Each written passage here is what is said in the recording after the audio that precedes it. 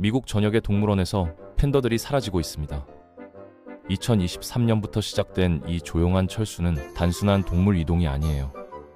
중국과 미국 사이에 보이지 않는 전쟁, 그 최전선에 서 있는 것이 바로 이 귀여운 흑백곰들이거든요.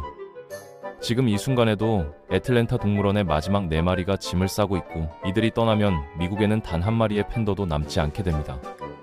어떻게 이런 일이 벌어진 걸까요?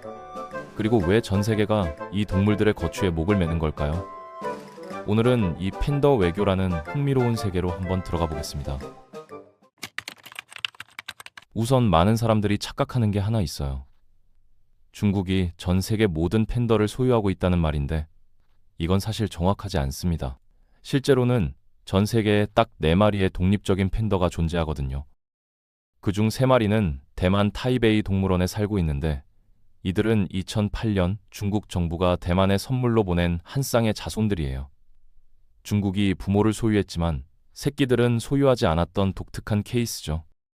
그리고 나머지 한 마리는 멕시코 시티 차풀테펙 동물원에 살고 있는 33살 할머니 팬더인데, 이 친구는 1970년대 중국이 멕시코에 선물한 팬더 쌍의 딸입니다.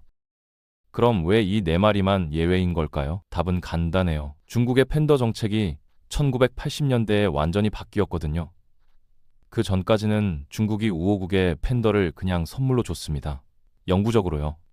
하지만 80년대 들어서면서 중국은 훨씬 영리한 방법을 생각해냈죠. 팬더를 임대하기 시작한 겁니다. 이게 왜 영리한 결정이었냐면, 팬더를 주고 나면 그걸로 끝이지만 임대를 하면 계속해서 영향력을 유지할 수 있잖아요.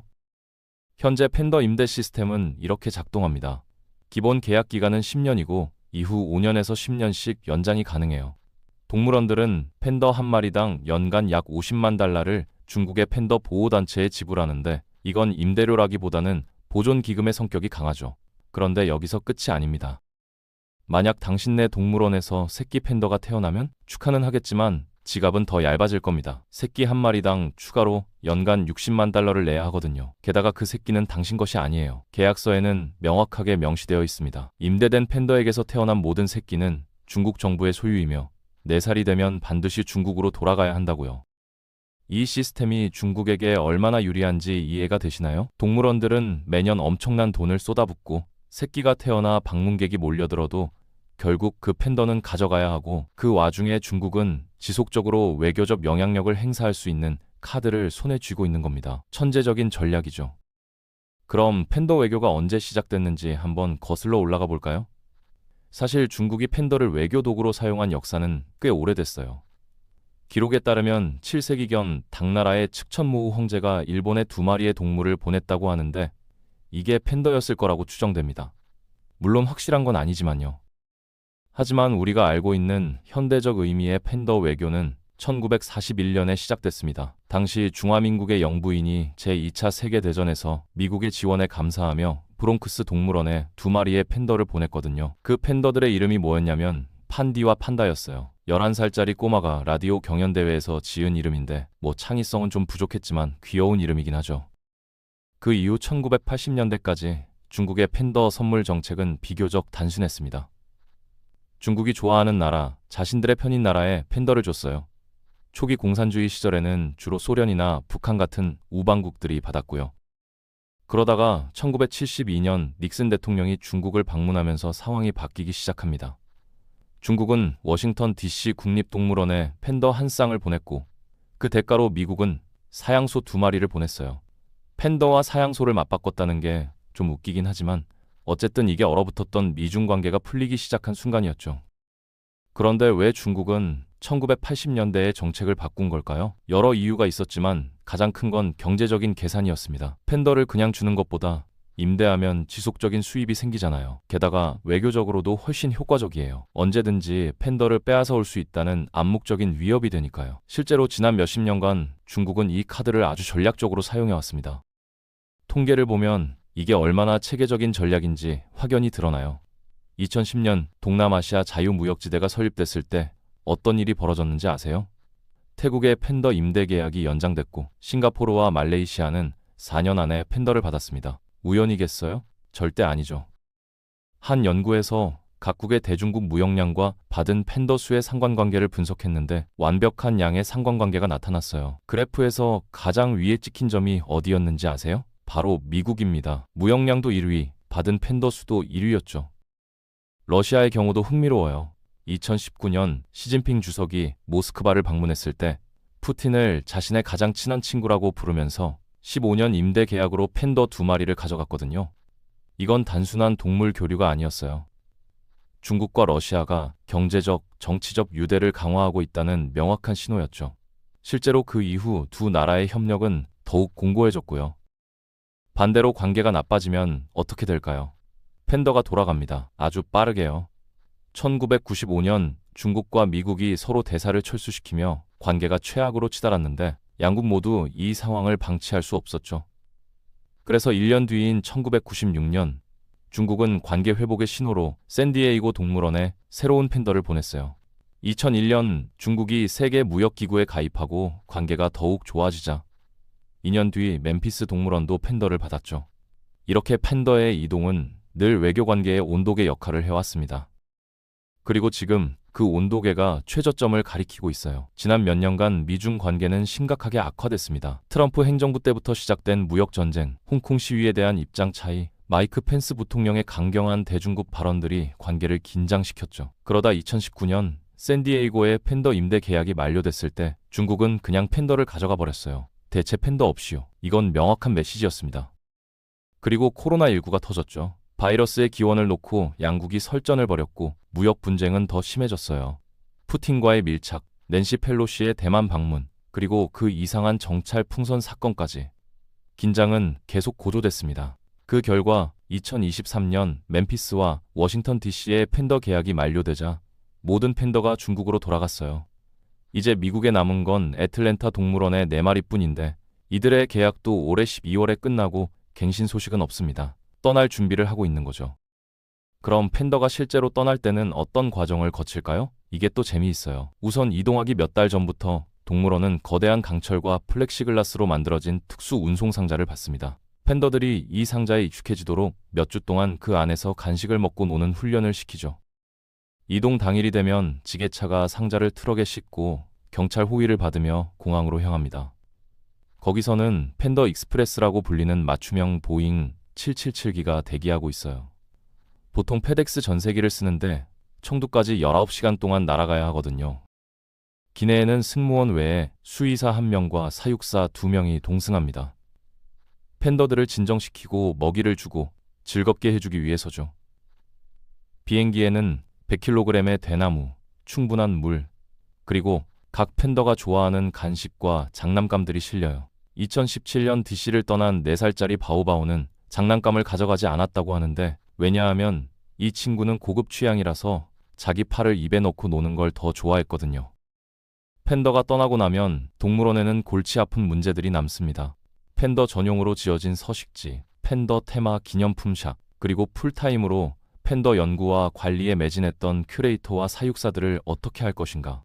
애틀랜타의 경우 도시 곳곳에 자기 마당에서 대나무를 키우는 자원봉사자가 400명이나 있고 매일 그걸 수확하러 다니는 직원이 6명이나 있어요. 팬더가 떠나면 이 사람들은 뭘 할까요? 일부 동물원은 전환을 시도합니다. 샌디에이고 동물원은 팬더 캐년을 리모델링해서 레서판다 서식지로 만들었어요. 반면 국립동물원은 170만 달러를 들여 팬더 서식지를 보수하고 있습니다. 팬더가 돌아오길 기대하면서요. 이게 현명한 투자일까요? 아니면 헛된 희망일까요? 셰익스피어도 상상하지 못했을 비극이 펼쳐지고 있는 겁니다. 그런데 최근에 주목할 만한 일이 벌어졌습니다.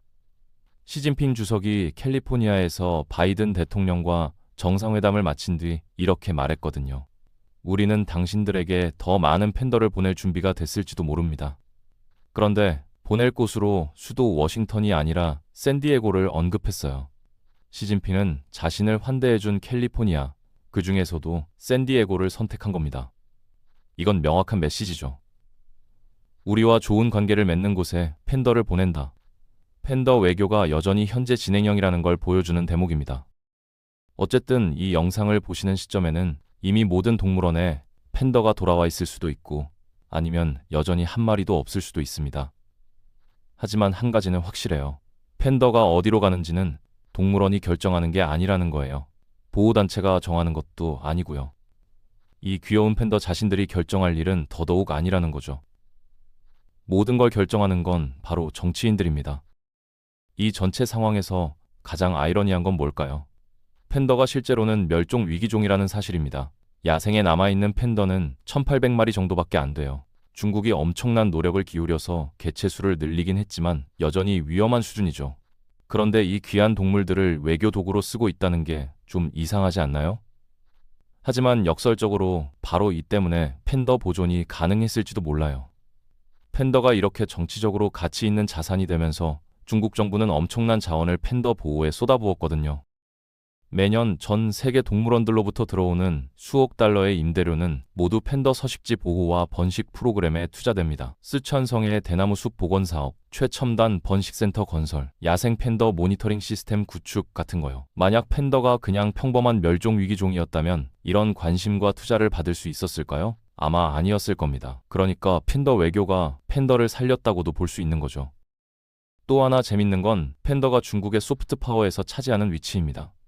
중국은 최근 몇십 년간 엄청난 경제 성장을 이뤘지만 국제사회에서의 이미지는 그리 좋지 않아요. 권위주의 정부, 인권 문제, 영토 분쟁 등으로 비판받는 경우가 많죠. 그런데 팬더는 그런 것들을 다 잊게 만드는 마법을 가지고 있어요. 누가 저 귀여운 흑백 곰을 보고 나쁜 생각을 할 수 있겠어요? 팬더는 중국을 부드럽고 친근한 이미지로 포장하는 완벽한 대사인 겁니다.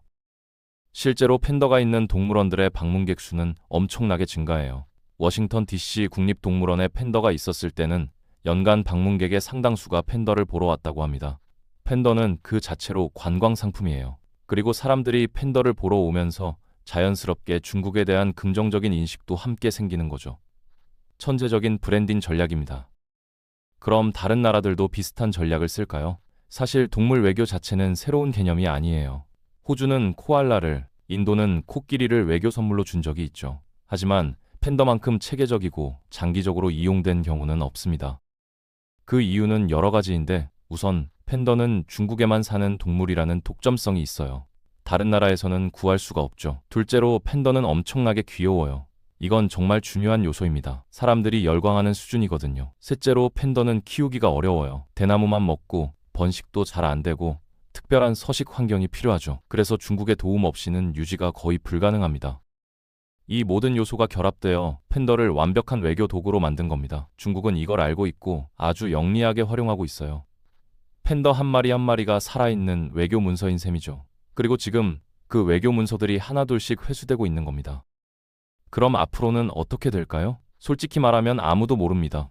미중 관계가 개선될 수도 있고 더 악화될 수도 있어요. 시진핑의 최근 발언이 진짜 화해의 제스처인지 아니면 또 다른 협상 카드인지도 불확실하죠. 하지만 한 가지는 분명합니다. 팬더들은 계속해서 국제 정치의 중심에 설 거예요. 이 귀여운 동물들이 원하든 원치 않든 말이죠. 그리고 우리는 계속해서 이 드라마를 지켜볼 겁니다. 다음 팬더가 어느 나라로 갈지, 또 어느 동물원에서 팬더가 떠날지를 보면서 우리는 실시간으로 국제관계의 변화를 읽을 수 있거든요. 팬더보다 더 정확한 외교 온도계는 없으니까요. 지금도 어디선가 외교관들이 회의실에 앉아서 팬더를 놓고 협상을 하고 있을 겁니다. 그리고 동물원 사육사들은 대나무를 준비하면서 새로운 손님이 올지 아니면 기존 손님이 떠날지를 기다리고 있겠죠.